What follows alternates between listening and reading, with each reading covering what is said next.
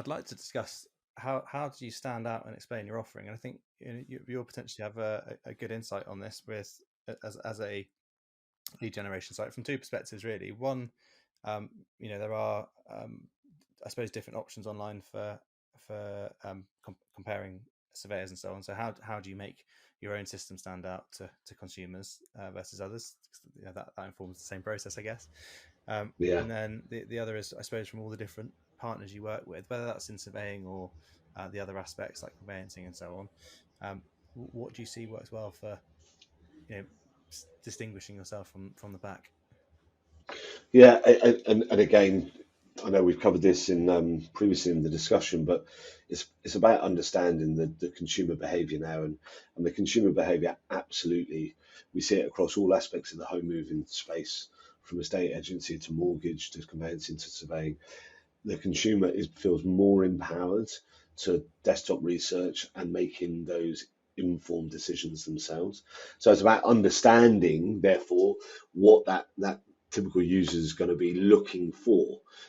So really clear, really concise, price front and center, make it simple to understand what those USPs are going to be. And again, I know I sound like a bit of a stuck record, but getting that third party validation, if you can get Mm. some linking through to spend some time on creating a really nice Trustpilot account, really nice Google account, they really are the distinguishing factors to building that confidence in somebody that's never heard of your brand, never seen your logo. Don't spend too much time on creating a, all singing, all dancing logo. It's about getting that third party validation piece. Mm. When's the right time just to put the quote aspect in there? Because this is something you see differ, I think, quite a lot in the industry, which is fair enough. Everyone's got a different way of pricing and so Yeah, on. But I suppose the three main ways people price. One is instant pricing. So for example, the price they provide, whether it's through their own site or on a comparison site, whatever it might be, is the price they yeah, go with. Others might be an estimate, so they'll use that as an approximate gauge until they've checked the property. Others won't give any price at all until they've had a chat with the customer, looked at all the details online. So, um, when's the right time to give that price? Because I suppose there is an element of, if you want to be able to talk to the customer to explain your value, so it doesn't just get lost as there's my price in an email. That's the direct comparison. How do you provide that price? I suppose is my question, without it being the only thing someone's thinking about when they compare four people, for example, side by yeah. side, or two, or however many. I definitely think price is important, and I think it's changing the mindset to being scared of putting a price up to being bold about putting the price up. We can say that on the information that we've received, the price is going to be this, because then that and it's not a snake oil, but it gives that ability that to come back and say, oh, okay, I didn't realise that it was this factor's going to have this change on the price. So from the information that I've received today, Mr. Customer, yeah, absolutely, the price is going to be this. During that conversation, and there should be that, we've touched on this before, there should be that human interaction, there Mm. should be that trust building piece. When if I understand more information, well, then the price is going to flex.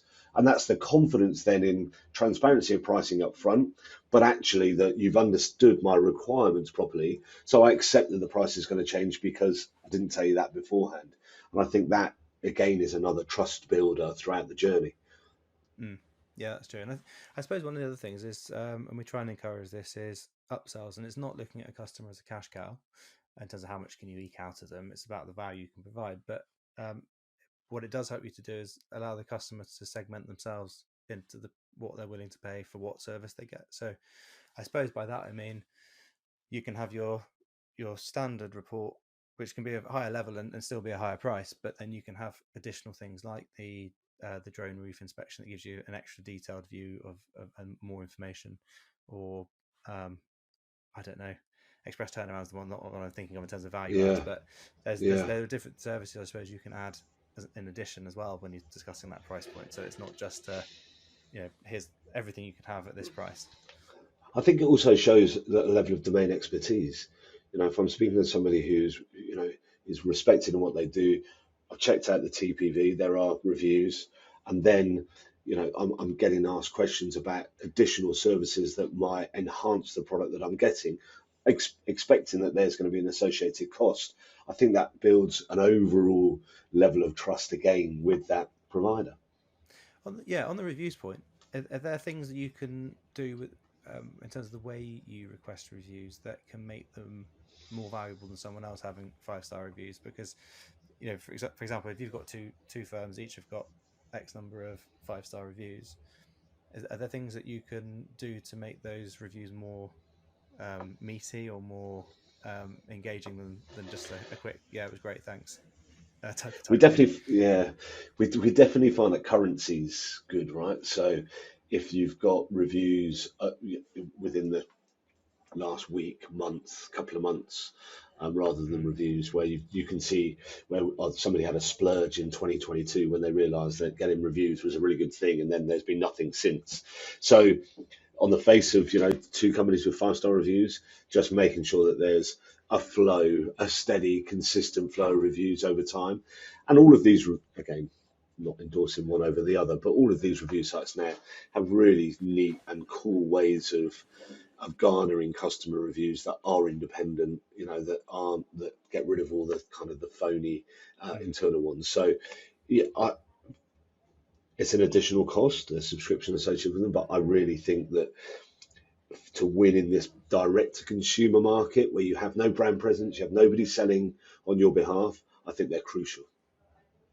Awesome, interesting. No, I agree with that. I think I think also the video testimonials are potentially quite good ways for your site. Yeah, So you can still have the widgets for the Google reviews, the trust pilots, but also someone that's willing to go on camera really means that you've got um, someone that loved what you did. yeah, yeah, yeah, So perhaps that's something to look at as well. But probably harder to keep those current in terms of yeah, the up to date date on yeah, yeah, yeah. Maybe that's the future, it. right?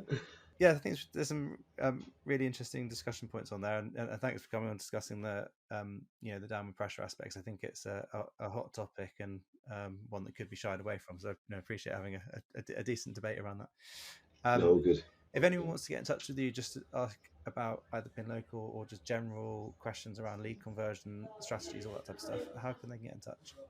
Yeah, absolutely. So if they go to www.pinlocal.com, we've got a contact form on there that goes straight through to the account management team that look after our new and existing surveying lead buyers. And feel free to ask any questions around sales conversion, around lead types. Yeah, we'd be really interested to speak to you. Awesome. But yeah, thanks for coming on today and discussing it. Brilliant. Cheers, Matt. Good to see you again.